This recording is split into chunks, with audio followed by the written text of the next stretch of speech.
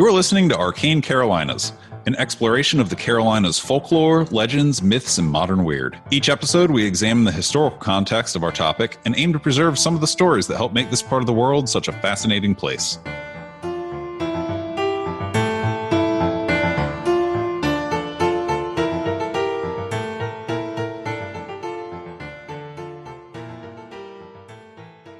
Welcome to Arcane Carolinas, brought to you by a mobile hotspot on my side. You're definitely doing things differently this time, but that's okay. I am. Hopefully the audio quality is okay. Big shout out to my buddy Rob. Thank you for letting me borrow this thing while I am on the road like Charles Kuralt. Anyway, this is a slightly different episode. I should stop.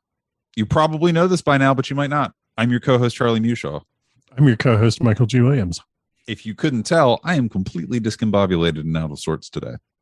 But we have a lot of fun things to share. This is not a traditional episode in the sense that we're going to explore legends or folklore. Instead, we're going to share some things in the Carolinas that you can do around the spooky season, fall festivals, haunted houses, pumpkin patches, gem mining, all that kind of stuff that seems to be the preferred activities in the Carolinas. We're going to share some ones that we like. We're going to share some resources on where you can find more, because there are a ton and we can't possibly cover all of them. Mm-hmm. Perhaps the most important fall event, the only one you really need, in addition to this podcast, is we're going to try to do a live stream on Wednesday, October 6th. Probably between 7:30 and 8, we'll kick it off, and we'll go for at least an hour. We're going to play horror and scary themed video games, going all the way back to the Atari 2600 and working our way through history up to current spooky games. So there'll be something for everybody on that. That is a direct response to people on our Instagram saying like, "Hey, we're gamers." When I posted a picture of a joystick to see if people would like that, and they responded to it. So we're going to do that. We're going to correlate some of those games to legends in the Carolinas and basically just hang out, do a bunch of giveaways, and you can talk to us live in the chat, and then it will be saved for posterity. We're trying to do a little bit more with our YouTube page. The way you can get to that is to go to arcanecarolinas.com, click on the YouTube icon at the bottom of the page. It will take you to our sparsely populated channel, and you will see... Hey, man, there's only so many hours in the day. Yeah, no. I feel like our original recipe of mostly audio is fine. Oh yes, definitely. I have a face for radio, and I yes. There's nothing I can say to that that's either not self-deprecating or insulting to you. I'm just gonna keep going. I am very happy with an audio show. I do not need to be a YouTuber. But for one day a year, where the plane is thin between the dimensions, we transition into video. Exactly. That's my extra sense. That's my extra sensory perception. Or, I don't know. You perceive me visually. That's extra sensory perception for me. Anyway, Wednesday, October 6th, around 7:30, 7:45. Hop on YouTube, the Arcane Carolinas channel. You can get there from arcanecarolinas.com. We're going to be giving stuff away. We're going to be playing video games. We're going to be talking about nonsense. It's going to be great. That is actually also when we're going to read all the spooky postcards that folks sent us. Yeah, that's going to be a lot of fun. We know of at least some that are already in our hands, and we want many more. So... yes, it's going to be a great time. But in addition to that... yeah, there's also cool stuff to do wherever you are. Let's start with North Carolina. Pumpkin patches. Everybody loves a good pumpkin patch. I have literally never been to a pumpkin patch. Wow. You sometimes are such a mountain man. You are just such a mountain man sometimes. I've bought plenty of pumpkins. I don't know. Does that count? No. You got to go out there. You got to walk around the patch, look at the vines, get the little stickers in your hands, be like, ow, that hurt. And you got okay. No, that part I've done. I didn't know if this was something beyond like buying a pumpkin from the person who had grown it. Yeah. You go out and you cut it off the vine yourself. Oh, okay. So it's kind of like you pick strawberries, but for pumpkins. Yes. Wow. I was going to be like, dude, you are not that much of a mountain man that you've never Bought a pumpkin at a pumpkin patch. And in the mountains, I've only done it in adulthood in Piedmont. I'm glad that you've had that experience because it's a great experience for all ages.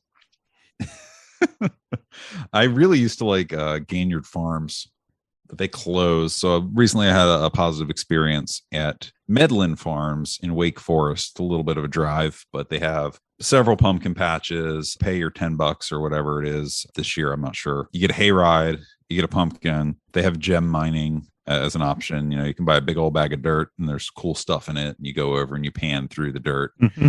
It's fun. It's fun for all ages. Definitely a family thing. I have done gem mining. Really enjoyed it.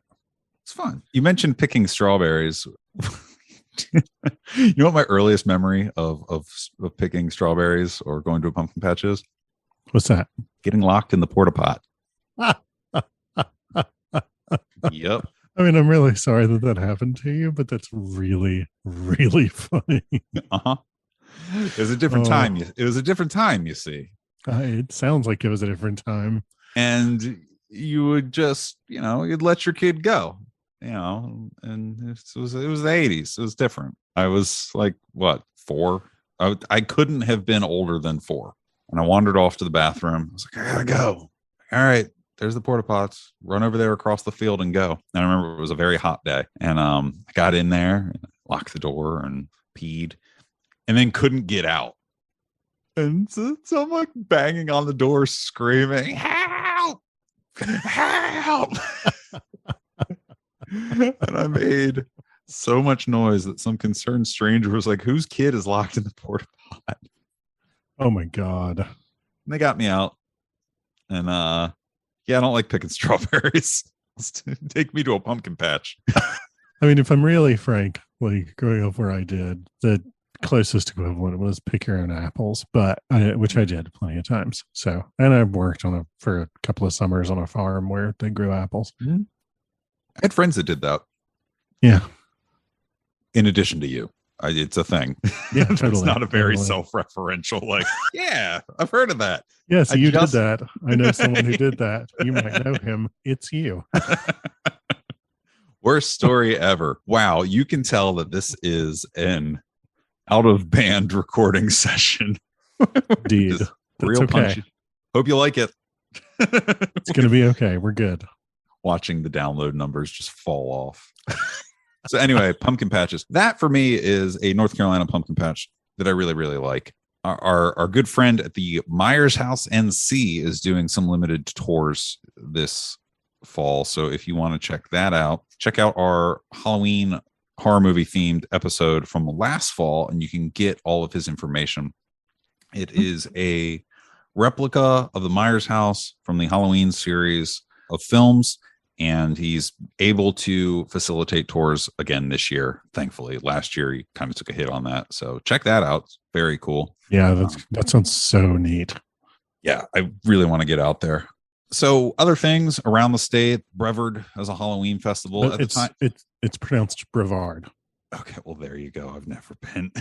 I grew up about 10 minutes from Brevard. Okay, so edit that out. No. Oh, Brevard Halloween Festival. And just for everybody listening at home, people beat me up on my pronunciations constantly. Oh, okay. I will edit it out then. I am literate. I know how to read. It's okay. Apparently, I have spent my entire life mispronouncing Sevierville or Seaverville, whichever one it is, Tennessee, and did not know that. And I grew up like an hour from there on the other side of the mountains. Well, in addition to Brevard Halloween Festival, which I definitely pronounced correctly, there's the Blowing Rock Halloween Festival. That's a joke. I'm aware that it's Blowing Rock. It's Blowing Rock. Thank you. Yeah, so Blowing Rock has a Halloween festival. Fayetteville has a half marathon, a Halloween half marathon where people dress up in costumes and stuff. So it's not particularly intense if you're into endurance sports and being a winner. That's maybe not the marathon for you, but if you're just looking for a good time, yeah, that's probably for you. I want to note that when I was growing up, I grew up a few minutes from Brevard to the point that like that was one of my options as a high school. And the Halloween festival didn't exist when I was growing up there. And so I've never been to the Brevard Halloween Festival. And it happened in like what is arguably my hometown. So that is really wild. I didn't even know that it existed. So, and in our defense, this is being recorded before the information has been posted for these events. So we're telling you about these events. We do not know the dates at this time because of everything that's going on in the world. A lot of them were canceled in 2020 and they are coming back for 2021, but the exact details are still being ironed out. Yeah. So please use your Googling skills to find the exact dates. Mm-hmm. I'm going to name one more and then I'll move on. Scarowinds at the Carowinds amusement park. They do like a Halloween themed thing. And there are so many events across the state. I recommend checking out NorthCarolinaHauntedHouses.com. It is like the Craigslist for fall activities. It's just nothing but activities, stuff for small kids, stuff for adults, everything in between: haunted houses, ghost walks, pub crawls, pumpkin patches, hay rides. If you scroll down the page in a yellow font, there's like a grid and it has all the different types of events by category. I will say that the site has what could be considered scary imagery in some of the advertisements. So if you have small children, don't put them on your lap and say, let's look at this website together. Yeah. A lot of haunted house websites basically feature like gore makeup, Right. And that's obviously that's a part of the experience. A lot of these are built to be like a visual scare kind of environments. So that makes a lot of sense, but totally. Know that going in. Right. I'm not taking a small child to Fear Fest. Yeah. Like Fear Fest is awesome. I'm not taking a 4-year-old, but that's why I like this site, because they do have things for everybody. And later I'll be talking about a haunted house in South Carolina that does welcome 4-year-olds. And then the cookie jar was empty. In that vein, though, of haunted houses and haunted stuff, like amusement park kind of stuff in North Carolina, one that's on North Carolina 98 between Wake Forest and Durham is called Extreme Haunt. It is like XTREME Haunt. You can probably hear me making air quotes. Charlie can see me making air quotes. Extreme. Like it. I don't love the name, but I've been there. I went there with a friend one time a few years ago. We did the zombie paintball ride, and it was really, really fun. They would take like 8 or 10 people, put them in the back of a big like flatbed truck. Everybody had paintball guns, and if you paid a little extra, then you got like something like 5 times as much paintball ammo. And then there would be a bunch of people dressed up as zombies in these like shacks on the side of a course. And as you got driven around, then these people would like come piling out of houses and you could shoot them with paintballs and they would like die dramatically. It was really fun. Super, super fun. And that place is interesting because they have a lot of other kinds of stuff to do there, which is sort of unusual. They've got laser tag. They've got a ropes course. They've got, an arcade, things like that. But be aware that site also does have some scary imagery. So again, maybe not with your kids. Can I jump in for a second? Yeah, go for it. Extreme Haunts is the perfect place for Pepsi to bring back Pitch Black Mountain Dew. Do you remember Mountain Dew Pitch Black? Yes, I do. Loved it. And it was like they rolled it out in the fall. I know they did it at least twice, because there was Mountain Dew Pitch Black and then they did Mountain Dew Pitch Black 2, and it was like a grape flavored Mountain Dew, and it was amazing. And I stockpiled it because I didn't like when the first one came out. I was like, there's no way they're doing this Spooky Dew again. The Spooky Dew. So I stockpiled Spooky Dew, same as I do with Spooky Peeps. They did little peeps that are like ghosts and stuff. Yeah. And under my bed, I had a bunch of 12 packs of it. And then the next year they came out with Pitch Black 2. So I was like, cool, we're in good shape. So I drank all my Spooky Dew and then re-upped on Spooky Dew 2, and which just rolls right off the tongue. And to my knowledge, though, I think it's done. I don't drink a lot of soda anymore. It was a different time, you see. I think this has just revealed a major difference in our palates, because I think that nothing would make me want to die sooner than eating Spooky Peeps and drinking Spooky Dew. I was like 19. There's nothing wrong with that. People are into what they're into. And yeah, it was fun. It was a good time. It was extreme, man. It was a Mountain Dew. Everybody was riding snowboards and skateboards and drinking Mountain Dew. It was and in the X Games or whatever. Yeah. Sorry. Anyway, extreme haunts. Other fun stuff to do in North Carolina. One of my favorite things to do anytime I'm in a new place or I'm in a place that I want to learn more of the history or folklore of, I think it's important to keep in mind that a lot of these focus more on folklore than on history, but is ghost tours. I've done a ton of ghost tours in different places, and one of the very best I've ever done was Key West, Florida, but that's not in the Carolinas. So here are 3 that cover some stuff that we have already talked about in episodes at this point. There's one for Old Salem, done by Old Salem, oldsalem.org. They do a ghost tour and like after dark history tour where one of the docents that's in costume will take you on a lamp-lighted tour of Old Salem after hours in October. Really, really, really sounds cool. Also, Carolina History and Haunts.com. That's a commercial organization. They do ghost tours in a lot of different places in the Carolinas, but they do one of historic downtown Winston-Salem. So we mentioned them in the Dunhill Hotel episode as well. Yes, absolutely.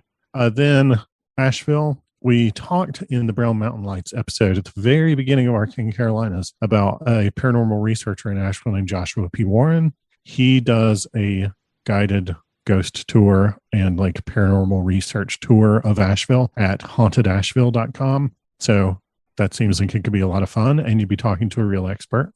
And then Beaufort, the Beaufort Ghost Walk. Sorry, I'm giving you the wrong website. You can find out about the Beaufort Ghost Tour at beaufortghostwalk.com. Beaufort is one of the places that Blackbeard had a home. So if you just can't get enough of that Blackbeard action, then there's a great ghost tour in Beaufort that I have done. It was a ton of fun. It was a really casual, like low effort ghost walk with tons of really fun spooky stories. And it ended in a place with like a really peak spooky story and really enjoyed it. Really had a lot of fun on that one. So highly recommend all of those for ghost tours in North Carolina. But really, wherever you are in North Carolina, if it's got sidewalks at this point, it's got a ghost tour. So like go Googling and you're going to find somebody who's doing a ghost tour in your town. And you can either check Carolina History and Haunts.com, like you said, because they do them all over the place in the Carolinas. Or you can also check Viator, as in aviator, but without an A at the beginning. And they'll have a ton of ghost walk kind of stuff listed for wherever you are. I thought you were going to say everywhere there's a sidewalk, somebody will claim to have seen Blackbeard's ghost. That is also true. You know, he was a big fan of pedestrian egress. And so he was like really into that, really into like mixed mode transportation. So there's probably somebody somewhere right now going, oh, that's the Blackbeard story I need to tell. You know? Yeah. So I don't know. Hooray. Blackbeard as a genre. Right. Or there's somebody shaking their fist at their computer going, oh, that was going to be my idea. So, well. Or somewhere Blackbeard's ghost is listening going, why are they always picking on me?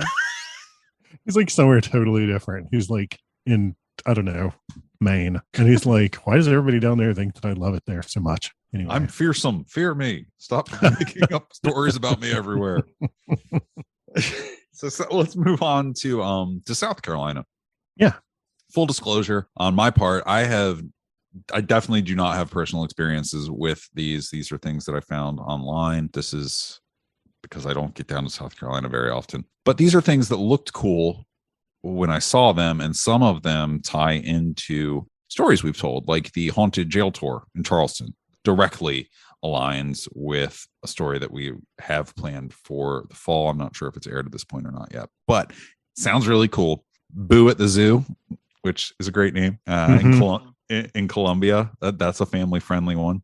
Huntington Beach State Park has a fall festival. So it's not really Halloween so much as just like, I mean, yeah, you can dress up and there's like costumes and whatnot. But if you're looking to celebrate the season and all that it encompasses, Huntington Beach State Park has a fall festival, which I have fond memories of, like apple festivals and stuff in the fall. Like, oh yeah, totally. Apples were big in the economy where I grew up, and we literally had an apple festival, and that kind of thing was a lot of fun, you know, and go bobbing for apples, and we did all that kind of stuff. Loved it.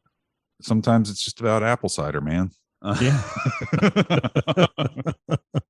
Don't lock your kids in the porta pot. Denver Downs Farm in Anderson, South Carolina, has what I read online to be a somewhat substantial corn maze that goes along with their fall festival. So that seems cool. And many, many more, same as in North Carolina, but change it to South Carolina hauntedhouses.com. The same company runs that site. I think they do them for a bunch of states. It's like a national network. And the same as before, scroll down. It'll be in yellow font in a grid format with tons of resources to suit your individual preferences. Don't look at it with small kids.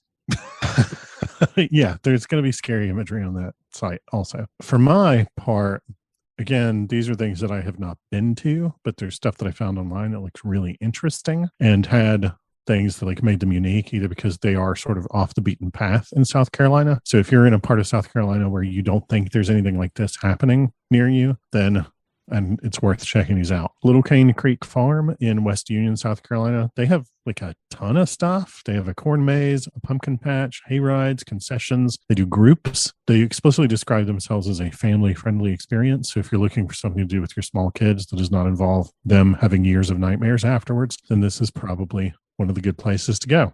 Sort of on the other end of that spectrum is Deceased Farms in Lexington, South Carolina, where they've got a corn maze and they have zombie paintball, just like extreme haunts in Wake Forest. They have an escape room, which I think is a really interesting feature. And they do stuff during the day, the rest of the year, that's just more like bring your school group or your like Cub Scout troop or whatever, and let them do like the petting zoo and things like that, because it's actually a functional farm. Do you think they go by Deceased Farms during the rest of the year? The rest of the year, they are known as Cease Farm.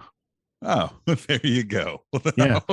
And they also do like horror themed stuff at times other than Halloween, which I think is interesting. They do a Valentine's Day thing called My Deceased Valentine, where you can like buy 2 tickets and get like a special experience for 2 people. It's really interesting. Cool. Yeah. Then there is Southern Palmetto Farms in Anor, South Carolina. Again, I like kind of wanted to point to stuff that's sort of off the beaten path. This is a big family farm that's been a multi-generation family farm, but they have a mini cotton maze for small kids who want sort of that maze experience. But then they have a 5-acre corn maze if you really want to get lost in there with somebody. And they describe that there are like signs with clues on them for where to go and all kinds of stuff. It's like, it's not just you go wander around in somebody's cornfield. The corn maze that they have is more of an experience. And then there's a petting and feeding zoo for kids. They let you rent fire pits. They do face painting. They do a train ride. They have a haunted trail. They have all kinds of cool stuff. And I would really love to go there sometime, except I might never. And then there is Mad World Haunted House in Greenville, South Carolina. They are described on their site as the scariest haunted house in South Carolina, but also when you buy a ticket, you basically choose what scare level you want. And one of their scare levels is the no scare level. And that's like designed for you to go in with your kids. If your kids can handle seeing like the scary makeup, but they don't want anybody like jumping out at them, then what they do is with the no, and this can be true for adults also. I don't think I would particularly enjoy having people jump out at me. But if you do that option, then what they do is have you wear a no scare medallion. And if the people who are the performers in the haunted house see you wearing a no scare medallion, then they will run away because the no scare medallion gives you superpowers against them. Oh, that's fun. I think that's such a neat idea. That's so cool. And then they do a grounds admission that's separate from the haunted house experience, where like if you just don't want to do the haunted house at all, but you do want to sort of like be there for the bonfire and the picnic and listen to music and stuff, they'll just let you come in for free. So I think it's really neat. And their site also has some scary imagery, so be forewarned, but that is madworldattractions.com. But then totally outside of the like entertainment end of things and more in the historic end of things, because that's something that I love. Historic Columbia, that's historiccolumbia.org. They do monthly cemetery tours of Elmwood Cemetery in Columbia, South Carolina. That's one of the biggest historic cemeteries in Columbia. It's not a ghost tour, but instead they focus on the history of the people that are buried there and the families that are buried there. And they also apparently spend a lot of time talking about the symbolism on gravestones from the 19th and 20th centuries, which is very up my alley. So Yeah. the next time I go visit friends in Colombia, I am definitely going to make sure it coincides with that. That stuff is fascinating, like what the different carvings or options and stuff mean, because they mean different things about the Yeah. person's life or how they passed or whatever. I remembered one that I don't know why I didn't put this on the list. The Museum of Life and Science in Durham, North Carolina. When you said train Yeah. ride, they do a pumpkin train ride that's really really cool. They have a little locomotive, and you go, and they take you to a fake pumpkin patch, which is basically just like a bunch of pumpkins in the woods. But it's fun for kids. Yeah. You might see me at that one because I go to that one. So yeah, Museum of Life and Science in Durham is a great place year round, but also does a lot of stuff in the fall for the kids. What is you mentioned kids having nightmares for weeks or months. What is something when you were a kid that just scared the pants off you? You did not like it. I need a second to think about that. So I'll go while you think. Yeah, please do. So the cartoon, The Real Ghostbusters, there was an episode about the boogeyman. And the boogeyman in this universe was this character that was drawn in such a way that I look at it now and I'm like, well, that's kind of scary. And he would come out of your closet at night and steal you away into his realm. And you'd be captured. And he had like this giant head and these little goat legs and like big honking schnoz. I think he wore a blazer, which is interesting. You never know when he's going to have to be business casual in his realm. Right. Just absolutely terrifying. He had like a shock of blue hair and like white skin and yellow teeth, and was just this really scary looking dude. And that I loved Real Ghostbusters. And that scared the hell out of me for way too long. And I would just lay in bed and stare at my closet door like, the boogeyman, no. It was a real problem.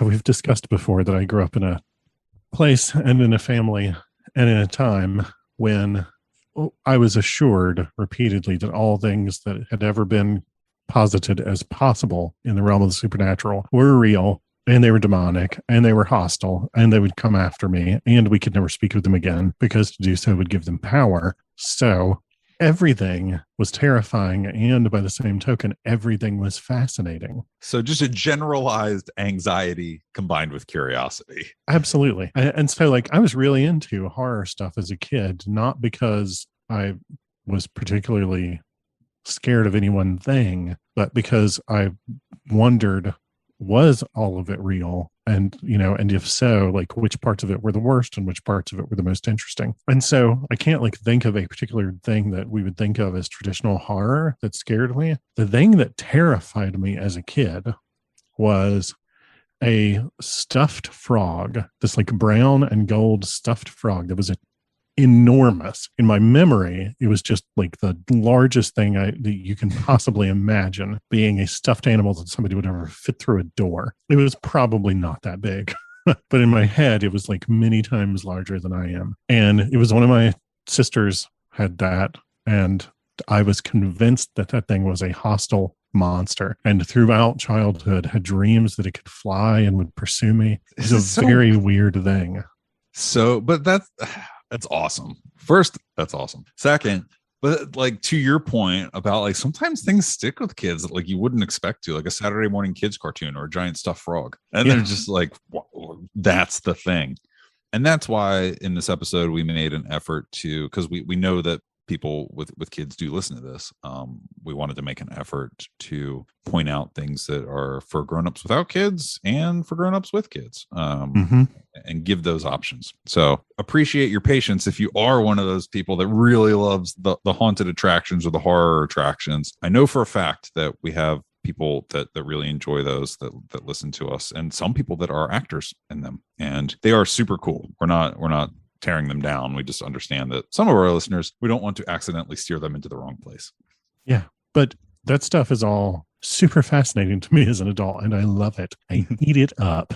You cannot give me enough horror when it is spooky times. My husband and I come up with a list of all the horror movies that we want to consider watching during the spooky times, and then spooky times end up needing to start basically Labor Day weekend, maybe even mid-August, in order for us to even just work through a significant portion of it. I love that stuff. And it's frustrating when sometimes I'll make a suggestion like, you have to watch this. And you're like, we will put it on the list for consideration. Like it's a fantasy football draft of shows and movies. And I'm like, no, dude, go watch it now. It's good. And you're like, can't do it. Got to save it. Got to save it for the draft. That's our season, That's our thing. That happens at least 2 or 3 times a year where I'm like, this thing was so cool. And you're like, maybe next year it'll make the cut. I already know one thing that we are definitely watching this fall, and it's the movie Jacob's Wife, which stars one of my favorite horror actors, Barbara Crampton. And it is very highly regarded, and it is going to be available streaming this fall. Do you think you'll see Halloween Kills in the theater, or do you think you'll yes. Yeah. Oh, yeah. Yeah. No, I will absolutely. Short of, because given that we're recording these in advance, short of there being some significant shift in the pandemic such that it seems unsafe to go to a movie theater again, then I will absolutely see Halloween Kills in the theater. Yeah, that's one to look forward to this fall. The other thing that scared me as a kid and I found fascinating, the woods, just the forest. Sure. Yeah. The community where I grew up was basically a whole bunch of homes and houses around, like in a circle with their backs to a giant untouched part of forest in the mountains of Western North Carolina. And I was totally at liberty to go poke around in there as much as I wanted to. And there were old roads that had been abandoned that went through those woods. So there were like pathways and things like that. And there were animal trails, deer trails, stuff like that. And I was encouraged to go run around in there. And I did. And it was terrifying. And that's a big part of why I went back. Just the idea that you never know what's back there. You never know who's back there. And you always feel watched was fascinating to me. Somebody should clear a little patch of it and make a pumpkin patch for the kids. Yeah, probably. Because I stand by that. I think everybody should experience going to a pumpkin patch and walking around in a field in the sun and lugging their own pumpkin back that they cut off the vine. I think that's, I think that adds to the experience. It's much better than just getting one from the grocery store. If you can. If the only way you can get one is from the grocery store, I'm not knocking that either. Last year, that's what I did. It is what it is. But if you can, by all means, please go to a pumpkin patch and share your experience. Yeah. Ooh, that's a great idea. Send us pictures of your pumpkins. Yeah. Yeah. Whether you carved them or not. Yeah. Love to see that stuff. Absolutely. I just thought of that. Woohoo. All right. Improvisation. Yes. And well, I think that's pretty much it. Hope folks enjoyed this non-traditional episode. We tried to share some personal stories in there and make it a little more interesting than just listing stuff off the internet. Yeah. Anyway, hope you all are enjoying the spooky season. We got plenty more to come. We'll see you on October 6th on our live stream. Yeah. And if this happens to be released after that, then we hope you enjoyed it and you can watch it after.